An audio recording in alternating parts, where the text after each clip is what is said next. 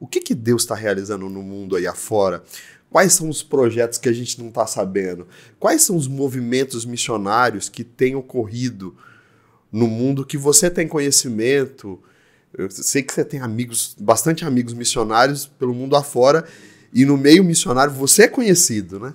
Então, eu digo assim, que o Márcio é mais conhecido no meio missionário do que na promessa. Ele é fruto da casa, é filho da casa, mas assim, ele é mais conhecido fora da IAP, nos movimentos missionários, entre os missionários, do que entre até a gente mesmo. Eu queria essa pergunta, não sei se eu fui claro aqui, mas o que Deus está fazendo no mundo? Que projetos você tem sabido, assim, do que Deus tem feito, coisas que têm acontecido nessa questão das missões? Sim. Acho que é isso o primeiro que você falou, né? Do perfil do missionário mudou, né? Na verdade, sempre fez parte, por um tempo, porque a gente estava debaixo da Pax Americana, né? Então a gente tinha o cristianismo tinha uma certa proteção americana, antes inglesa, só que hoje o mundo mudou, né? Então o perfil do missionário hoje também ele está mudando, né? Então a gente tem falado muito sobre o bivocacionado, né? Então de você ter uma profissão, você ser uma arquiteta e você entender que não, é a minha missão e eu sou também missionária, né? E se Deus me chamar para ir para algum lugar, é através da minha profissão. Então, eu tanto posso me sustentar pelo meu trabalho, quanto também eu posso usar o meu trabalho para você estar envolvido na cultura, na sociedade, né? Principalmente em países mais fechados, né?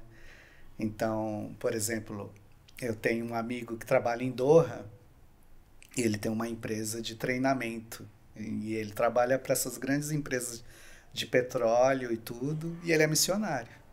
E ele está em Doha. Então, assim, ele gera recursos onde ele é um país super fechado. Sim, né? Então ele se mantém, ele sustenta e ele também gera recurso para que ele apoie também outros projetos missionários. Então, por exemplo, a gente tem um projeto que eu faço parte, que chama Trees and Roots, que é árvores e raízes. E somos 5 ou 6 pessoas, e o nosso projeto é como desenvolver ou como abrir negócios em lugares pós-guerra. Então, o nosso primeiro projeto piloto é em Mossul, no Iraque, no norte do Iraque, onde era Nínive. E Mossul foi totalmente destruída pelo Estado Islâmico e agora está recomeçando. Então, como a gente pode fazer parte dessa reconstrução? E não tem resposta fácil, é bem difícil. Porém, a gente sente que Deus está nos levando por esse caminho, né? De enxergar além, de enxergar esse, né, poder transformador que pode pegar, assim, cidades completamente destruídas e das cinzas construir algo que seja edificante, que revele a glória de Deus.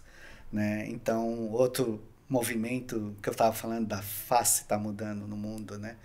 Você tem movimentos fortes da Filipinas. Muitos filipinos, eles estão indo trabalhar na Arábia Saudita e eles, quando chegam lá, têm o passaporte confiscado e vão trabalhar na construção civil, trabalhar nesse serviço, só que são missionários.